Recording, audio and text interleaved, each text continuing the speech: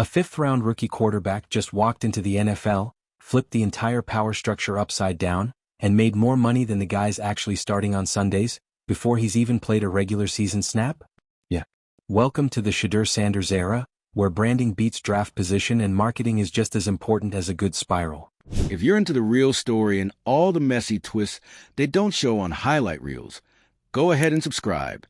And if you're sticking around to see how this Browns QB chaos plays out, you should definitely be subscribed. When the news dropped that Shedeur had inked a jaw-dropping, history-making deal with Nike, complete with a prime equity clause, the NFL didn't just flinch. It panicked. This wasn't your typical endorsement deal. No smiling in cleats for some back-page ad. Nike gave this man a revenue share. Like real ownership. Like Jordan Brand who? Energy. And to really drive the chaos home? He's not even a first-rounder. Not a franchise savior on paper. Just Deion Sanders' son who was supposed to sit quietly and prove himself.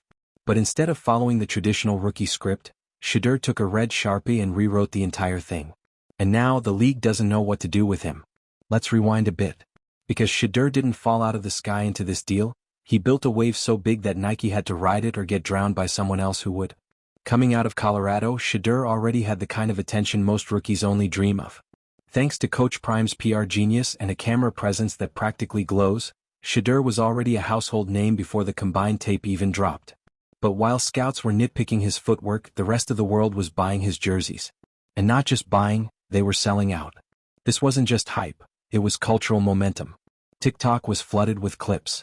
Instagram was a highlight reel of swagger and style. ESPN was spinning him into a narrative goldmine, the next-gen QB who understood the business and the game. Then Nike swooped in like the final boss of sports marketing. And instead of handing over a shoe deal or a branded hoodie line, they handed Shedeur the keys to his own empire. This equity clause? It means he gets a cut from the jerseys, the commercials, the collabs, all of it. It's like giving a rookie quarterback the GM title, a marketing budget, and stock options in the team store. And just like that, Shedeur became the highest-paid rookie in NFL history. Not because of his draft number, not because of his stat line, but because he's a brand, one with teeth. The ripple effects? Oh, they were immediate. NFL execs were reportedly scrambling, because if one rookie can negotiate a deal like this, what's stopping the next 10? What happens when top college talent starts demanding ownership, not just contracts? The NFL has always liked its rookies humble, controllable, and grateful. But Shedeur? He came in like, actually, I'm the product. I'd like a cut, thanks. Cue the chaos. Agents are suddenly printing out the Sanders Nike blueprint like it's the 10 Commandments. College stars are eyeing endorsement deals before declaring for the draft. Meanwhile, NFL veterans, some of whom never got this kind of treatment, are side-eyeing the league like, where was my equity clause? And of course, because nothing in sports happens without backlash, Shedeur's every move is now under a microscope. He got pulled over for a minor speeding ticket? Q3 news cycles.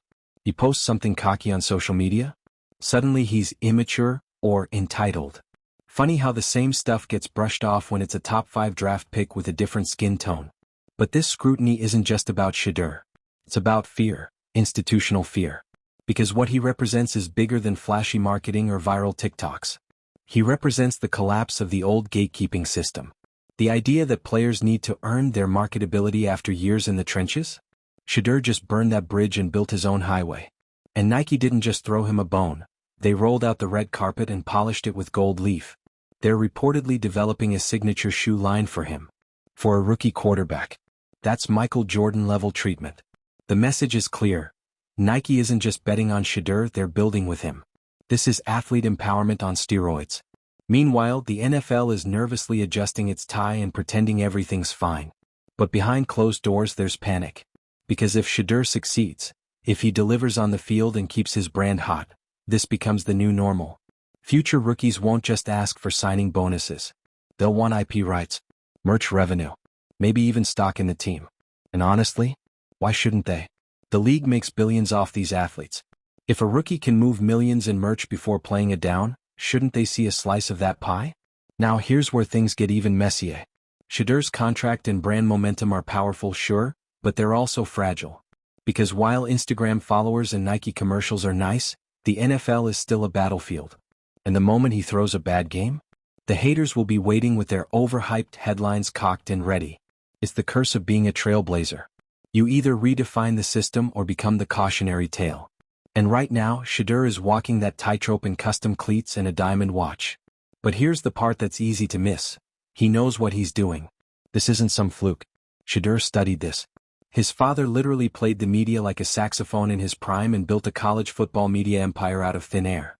Shedeur is just applying that same game plan to the pros, with newer tools and bigger stakes.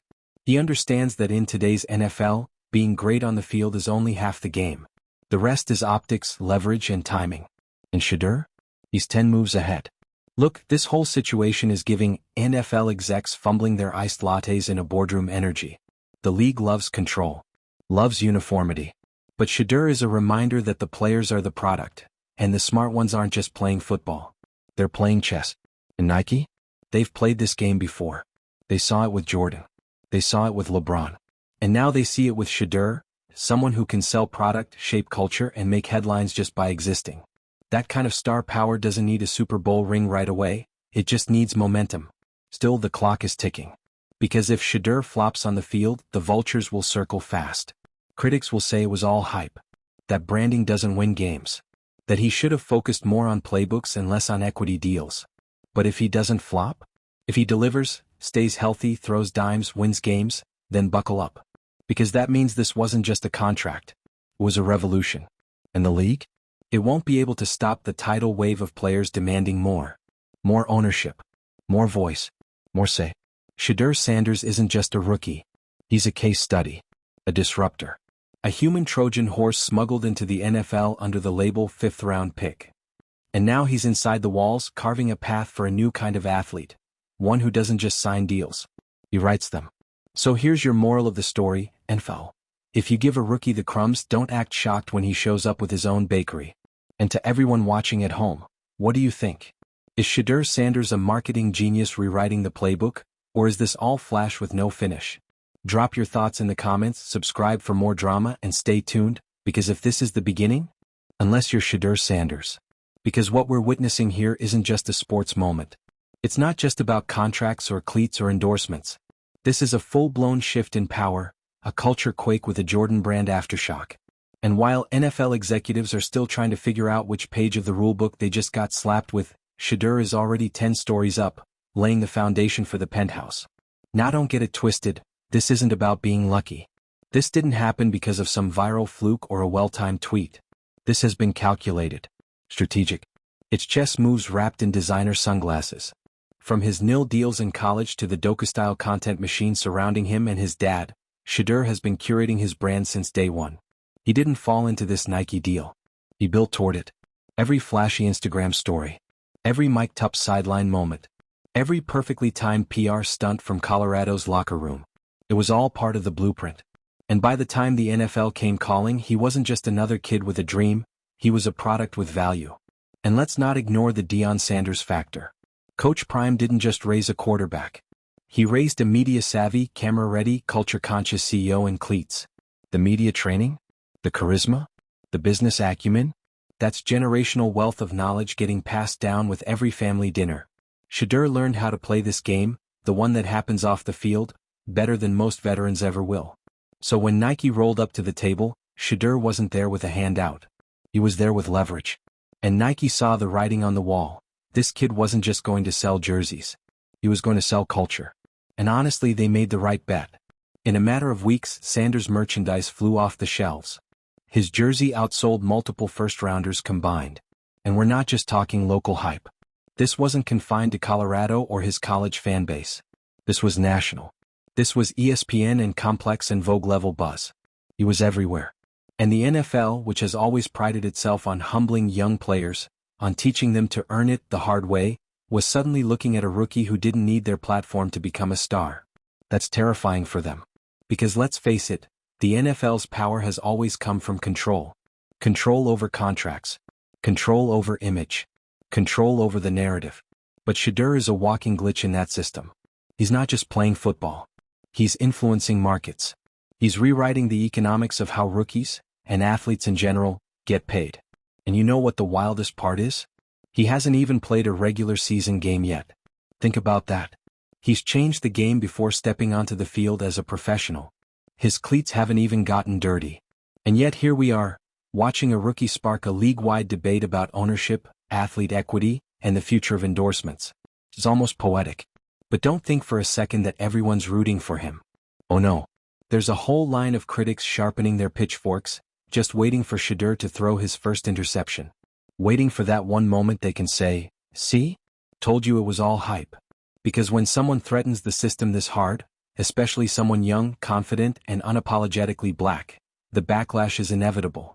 The double standards are baked in. You can almost set your watch to it. Just look at the way every minor misstep he makes becomes front-page news. That speeding ticket? Turned into a character analysis. An eye roll on the sideline? Suddenly it's a maturity concern. Meanwhile, other rookies are throwing tantrums at training camp and barely get a mention. But that's the price of being first. The first to shake the table. The first to turn a rookie deal into a revenue share. The first to make Nike go full Jordan brand mode before even touching the turf. Still, the pressure's real. Because now he has to back it up. And let's be honest, that's the part we're all watching for, right? The story's good. The branding is elite. But football? That's the ultimate validator. If Shedeur walks out onto the field and starts slicing up defenses like he did in college, if he proves he can hang with the best of the best week after week, then we're not just looking at a rookie phenom. We're looking at the beginning of a new archetype. An athlete who isn't just a player. He's a mogul. A movement. A model for what's coming next. And don't think other players aren't paying attention. Because trust, there are dozens of rookies, veterans, and college stars watching Shedeur's every move like it's the NFL's version of Shark Tank. The second he proves this model works, you're gonna see an entire generation of athletes start demanding more. Not just money. Not just endorsements. Ownership. And the league is gonna have to evolve. Or get steamrolled. But here's the thing, they kind of brought this on themselves. For years, the NFL has capitalized on player personas without giving them real control. They've sold jerseys, marketed highlight reels, and plastered faces on billboards without sharing a meaningful cut. They told players to be team first and grateful, while the business side made billions behind closed doors. Well, the doors just got kicked open. And in walked Shedeur Sanders in a tailored suit, asking for his equity share. Now, to be fair, this story isn't over. Far from it. There's still a whole season to be played. There are hits to take, mistakes to make, headlines to navigate. Football doesn't care how clean your brand is or how sharp your marketing plan looks. It's a brutal, unforgiving business. And rookies, especially quarterbacks, get chewed up fast. But if Shedeur can survive that part, if he can grow, adapt, and still flash the same confidence under pressure, then this moment won't just be remembered as a flashy deal or a viral headline. It'll be remembered as the turning point. The point where the NFL stopped owning the players, and the players started owning themselves. It's a future where rookies come in with marketing teams, legal counsel, and startup pitch decks. Where endorsement doesn't mean wearing a logo, it means co-creating a brand. And where athletes are finally treated like the billion-dollar engines they've always been. And Shedeur? He'll be the blueprint. The spark. The one who proved it was possible. So yeah, maybe he's not the most polished passer yet. Maybe he still has to win over the purists. But let's not kid ourselves, he's already won something bigger. He's proven that the old rules don't apply anymore. He's proven that being drafted late doesn't mean thinking small. That being young doesn't mean being naive. And that being bold, especially in a system built to humble you, isn't arrogance. It's strategy. So let the critics talk. Let the execs panic. Let the traditionalists wring their hands about the good old days. Because the future? It's wearing a Nike endorsement, running an LLC, and calling audibles in more ways than one. And Shedeur Sanders is already under center. This kid hasn't even played a full pro game, and he's already got people at Nike acting like they just discovered the next cultural messiah. They're not marketing him like an athlete, they're marketing him like a movement. You don't get your own signature shoe line as a fifth-round pick unless somebody in the boardroom thinks you're about to become the face of something much, much bigger. And honestly, they're not wrong. Because we're not talking about some once-a-decade freak athlete here. We're talking about a player who's fully tapped into everything that makes the modern sports world tick. Social media virality, generational charisma, family legacy, influencer-style content creation, and that hard-to-explain aura that turns viewers into believers. It's not even that he plays the game, it's that he understands the game. And he's playing it on a whole different level. Now look, we all know football traditionalists are having a collective aneurysm over this.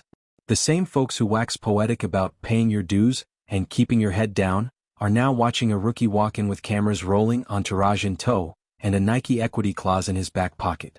The system was never designed for this. They built this machine expecting rookies to comply, not to negotiate. But Shedeur? He's not interested in fitting in. He's too busy breaking out.